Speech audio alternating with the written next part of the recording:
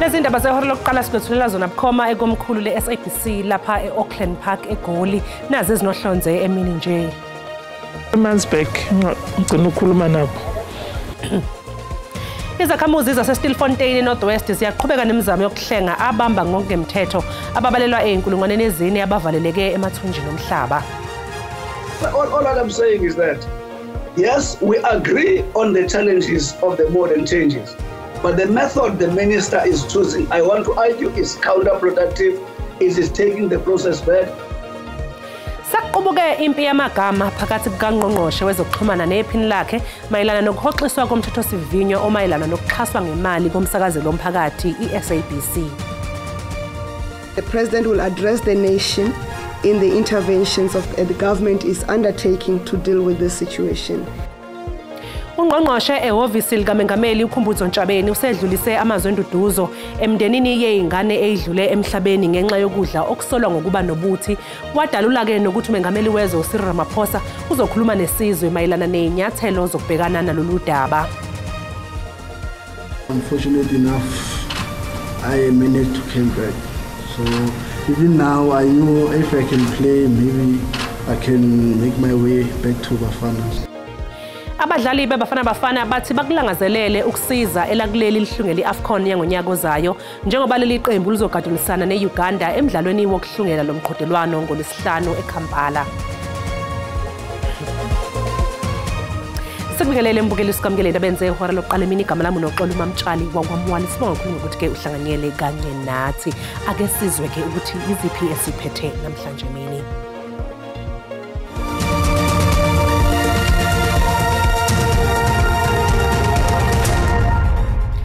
Izakhamuzi zaseKhuma kanye nase-Stilfontein North West seyinqume ukuthi zingene ngaphansi emathunjini omhlaba ziyokhipha abamba ngokungemthetho abasavalelekile. Zithi ikhathazekile ngesimo sezempilo kanye nezokuphepha kwalaba abangaphansi. Izakhamuzi ke zithi babalelwa ey'nkulungwaneni ezine namakhulu amahlanu abasolwa ngokumba ngokungemthetho abasavaleleke emathunjini omhlaba.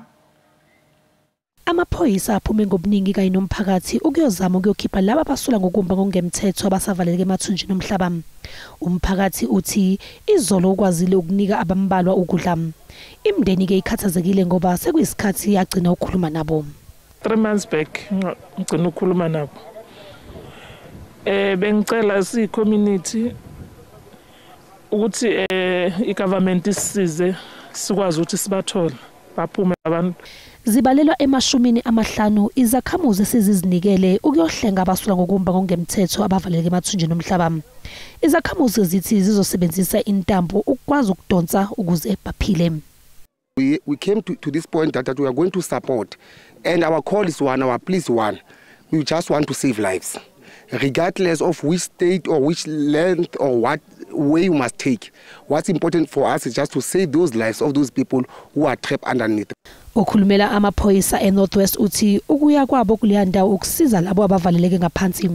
The main purpose for us to be here or of us being here is to make sure that we assist them to come out, but on the basis of the health conditions, it is apparent that they will have to get something that can give them strength so that at least we are able to pull them up. So yeah, that's what we are working on at the moment. Bangaphezuke kwenkulungwane abamba ngokungemthetho asebekwazile ukuphuma emgodini kusukela maphakathi nomfumfumu. Ungqongqoshe ehhovisi likaMengameli uKhumbudzo Ntshabeni usedlulise amazwi enduduzo emndenini yezingane ezidlule emhlabeni ngenxa yokudla okusolwa ngokuba nobuthi. Wadalula ke nokuthi uMengameli wezwe uCyril Ramaphosa uzokhuluma nesizwe mayelana nezinyathelo zokubhekana nalengqinamba ekhungethe elakuleli. Cabinet was briefed on the foodborne illnesses and fatalities recorded in various parts of the country, which have led to the tragic deaths of children and resulted in several hospitalizations in Gauteng, Mpumalanga, Eastern Cape, KwaZulu-Natal, and the Free State, and Limpopo. The President will address the nation in the interventions the government is undertaking to deal with this situation. In the meantime, the Department of Health has activated the National Institute of Communicable Diseases to trace and examine the source of the poisoning of foodstuffs and make recommendations. And the Department of Cooperative Governance and Traditional Affairs, supported by the Department of Small Business Development, and the Interministerial Committee on Disaster Management have gazetted the standard draft bylaws for township economies aimed at mobilizing municipalities around a common agenda and a collective response towards inclusive local economies and curbing illegal business operations in our townships. Cabinet extended its condolences to the families, friends, and schoolmates of all the children who lost their lives due to the foodborne illnesses. Usihlalo wekomidi elibhekele ukusebenza kwemali kahulumeni iSkopha uSongezo Zibi usetshele amalungu ehhovisi likaMengameli wezwe ukuthi kuzofanele likhuphula amasokisi ngokusebenza kwalo uhlu lwamacala edluliselwa kuMengameli wuphiko iSIU.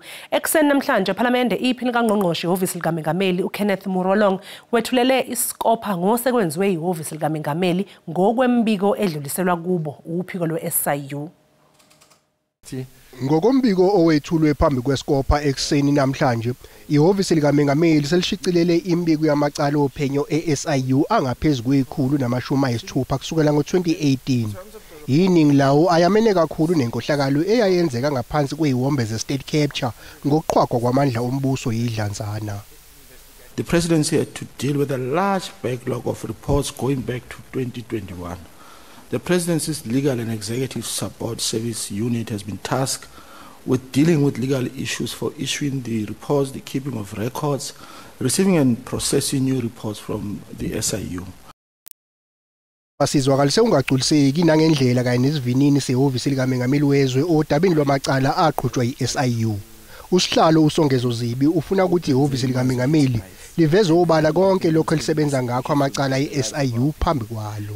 But it feels like to me is that the scale of the problem is such that the SIU can become a super investigating unit with 30,000 people. We will still not be able to catch enough people after the fact. So that's what it appears to me. So from the tracking, if you have that information, I really would like you to share it.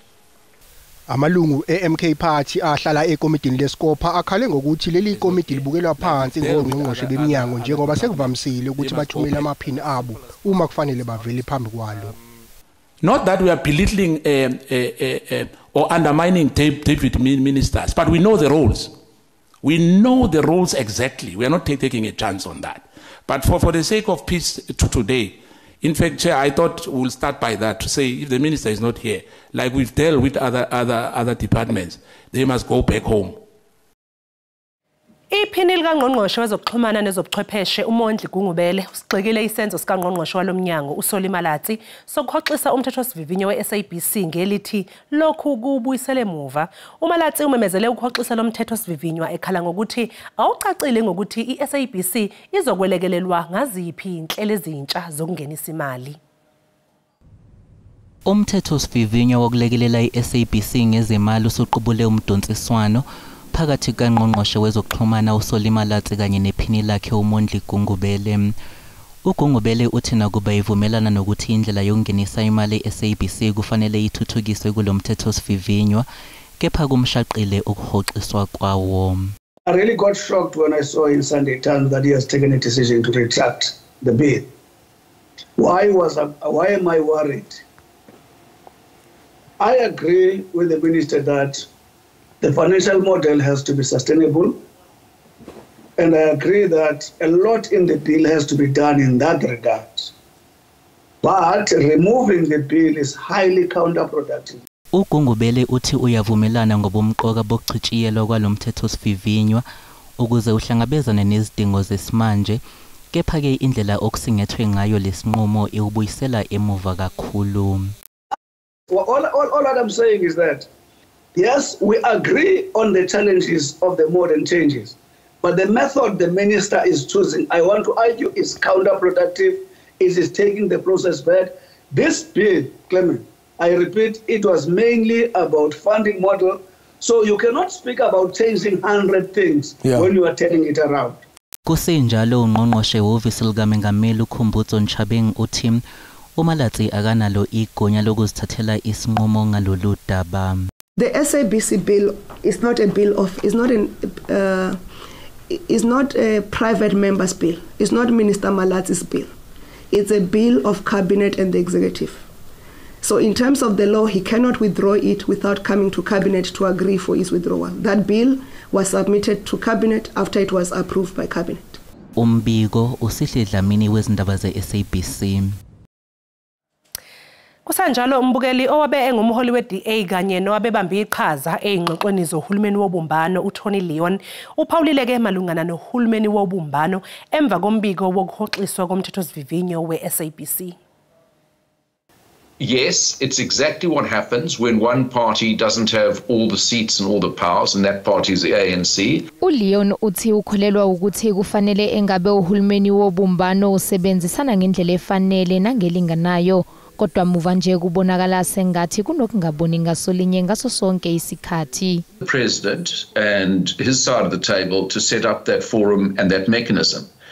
If he and the ANC have not set up that mechanism, then they can't simply say, well, in the absence of an agreed mechanism, you've got to go along with what the ANC dictates.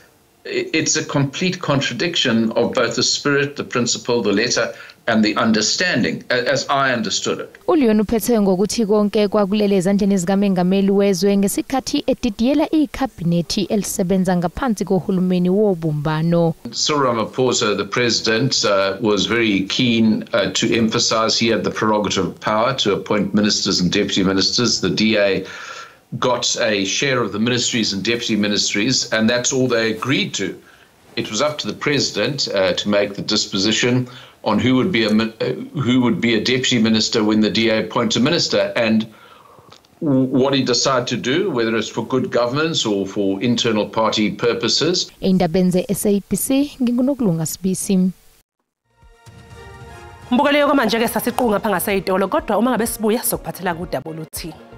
Gauteng is losing water at about 45%. In addition, we must also roll out awareness to residents and business around Gauteng and KZN. Ungqongqoshe wezamanzi nenhlanzeko uPhemi Majodina uthela kuleli lisebenzisa umthamo wamanzi ongaphezulu kakhulu kunalowo osetshenziswa amanye amazwe omhlaba njengoba kuzoqiniswa imigomo yokongamanzi komasipala abafana neGoli.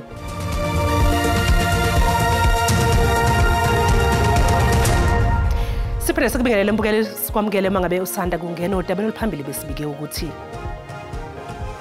izakhamuzi zaseStilfontein North West ziyaqhubeka nemizamo yokuhlenga abamba ngokungemthetho ababalelwa eyinkulungwaneni ezine abavaleleke emathunjini omhlaba. Mbukela sikhumbuza ukuthi lezi ndaba zikhona ku YouTube kanjalo na ku SABC Plus ngena kuzo uyicenga amagama athi SABC izindaba. Inyunyana yothisha isathu KwaZulu-Natal ikhwele yadilika kungqongqoshe wemfundo eyisisekelo uSiviwe Gwahube mayelana neyinkinga eyibhekene nezemfundo nokucikicwa komthetho. Le nyunyana iphinde yazwakalisa ke ukungenami ngokungabiwa kweinsiza ngesikhathi esifanele ezikoleni. Kulamasonto amabili edlule othisha bangamalungu esathu esifundazweni bebebhikisha bekhala ngokubambezeleka kokukhishwa kwezimali ezikoleni, ukunyusa kwamaholo othisha bangaholile nokuqasha ngokugcwele kothisha. Ngesikhathi kuneimbizo kaMengameli wezwe Cyril Ramaphosa, labo othisha bacele uMengameli ukuthi angenelele. Indeed, we did not want to be addressed by her.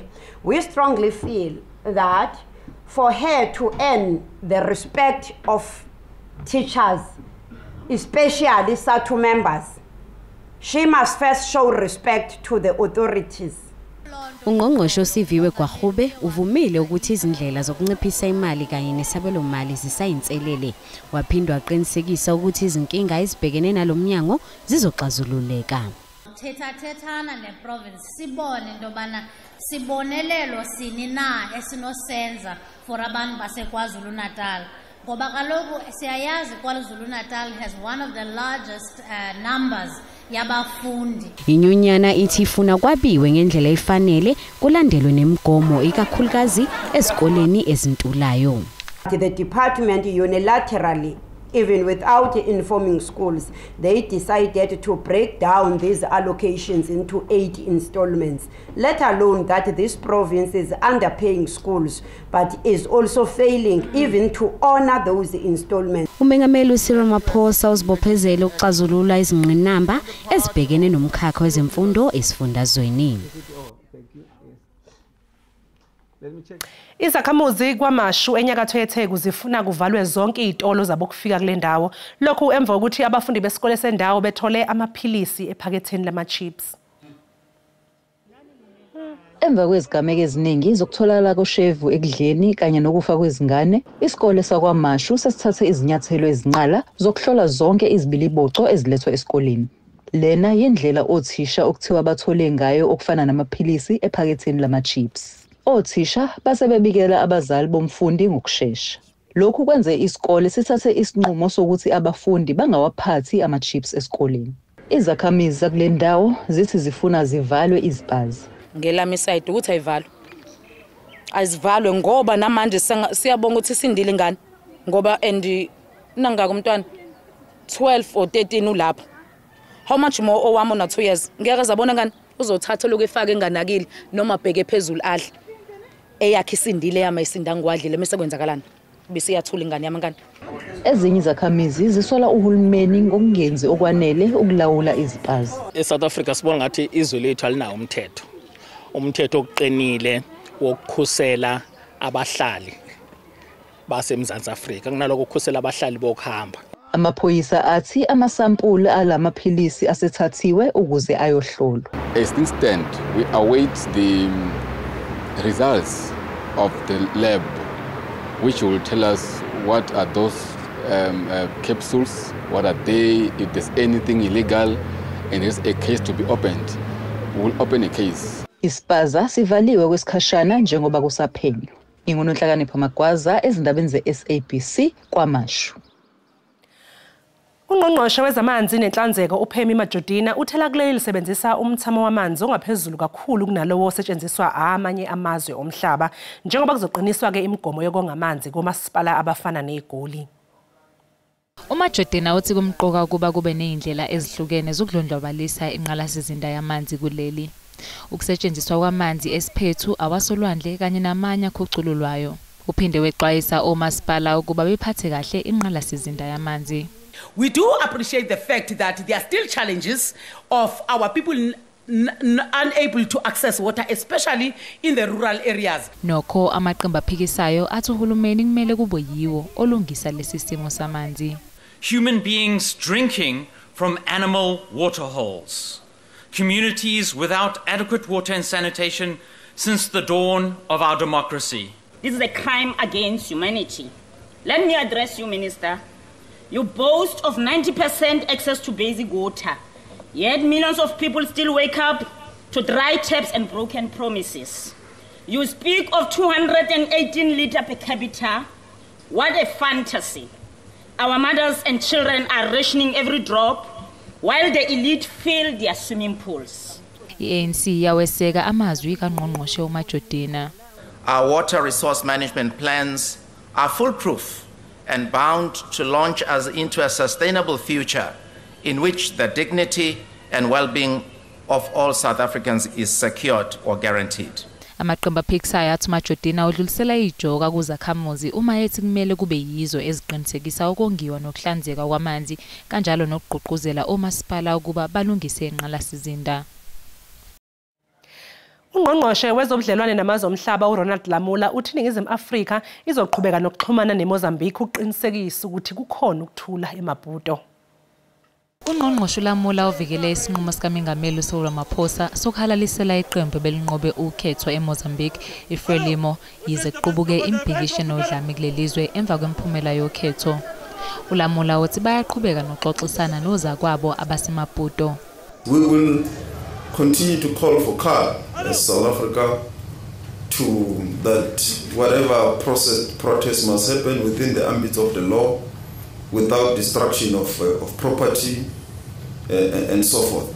iNingizimu Afrika ithibeke ithemba layo kuSADC uqinisekisa ukuthi kunokuthula eMaputo. The discussions, as you are aware, internally are confidential. but I can say that it will be underpinned by the SADC principles that I have stated in the statement. Inhloko-dolobha yakuleli Pitoli ithi langazelele ukusebenzisana nohulumeni omusha waseBotswana. On the issues of trade and unilateral ban of South African products in Botswana, we will engage with the incoming administration. Uthi izinhlelo zimi ngomumo ukuba iNingizimu Afrika isingathe ingqungquthela iG20 Summit ngonyaka ozayo. Mbukeli, njengamanje umengameli weSAFA uDanny Jordan uvela enkantolo yasePalm Ridge ngamacala enkohlakalo. Ake silicoshe bukhoma icala lakhe. Applicant number 1? Yes. Number 2? Yes. And applicant number 3? Yes. Thank you. You may be seated. We will start with the affidavit for applicant number 1. Whilst the reading of your affidavit, Mr. Jordan, you may stand up for that purpose. When we get to the second applicant, then you may be seated and we will attend to Mr. Nathan. Thank you. Mr. Nkwashu.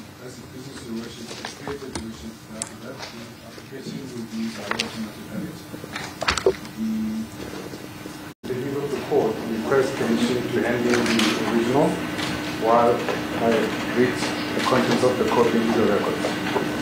Thank you. You may proceed. This is your worship. The original division of Gauteng held at the Specialized Commercial Crimes Court, Palm Ridge, in the matter between Daniel Alexander Jordan, the applicant, and the state is the respondent.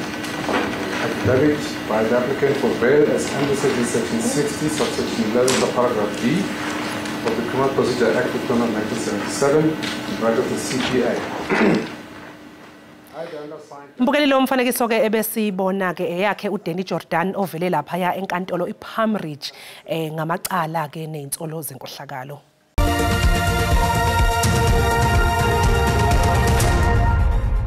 Kanti-ke kwezemidlalo abadlali ababili bebafana bafana uSage Stevens kanye noEvidence Mahopa bakuthakasela kakhulu kuba ingxenye yaleli qembu laba bazoba ingxenye yeqembu elizotholana phezulu neUganda kanye neSouth Sudan emidlalweni ke yokuhlungela iAfcon yangonyaka ozayo ezobanjelwa eMorocco. Unozinto Stellenbosch uSage Stevens wabizelwa kokuqala eqenjini lesizwe emuva kokwenza kahle kulamasonto ambalwa edlule eqenjini lakhe. Lunozinto uthi akholwanga ngesikhathi ebizelwe eqenjini lesizwe. Actually, I couldn't believe it. Funny enough, as I said before in my interviews before this, I said the same thing, like I can only control my performances and ultimately the decision lies with the coach, and as we all respect, the coach has done a magnificent job. And when I saw my name there for the first time officially, I was very emotional. I don't want to say it aloud, but I had to choke back a few tears, you know, because it's a very special moment for me. It's a big achievement for me personally. Umgadli Orlando Pirates Evidence Mahopa ukhoziba uye eqenjini emuva kokulimala kulamasonto edlule. I'm glad when I came back I had a place to start on the bench because it's tough also in my team to be on a bench, truly speaking. So I can say I'm fortunate enough I managed to come back. So even now I know if I can play, maybe I can make my way back to Bafana. Leli qembu lidinga amaphuzu amabili emidlalweni emibili ukuhlungela iAfcon. iBafana izotholana phezulu neUganda eKampala ngolesihlanu. Mbukeli umhlahlo wesimo sezulu uzolandela ke emva kwekhefu.